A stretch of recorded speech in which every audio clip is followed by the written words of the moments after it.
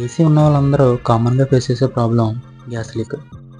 మీ ఏసీకి గ్యాస్ ఎక్కిస్తారు, పోద్ది, మళ్ళీ ఎక్కిస్తారు, మళ్ళీ పోద్ది, మళ్ళీ ఎక్కిస్తారు, మళ్ళీ పోద్ది.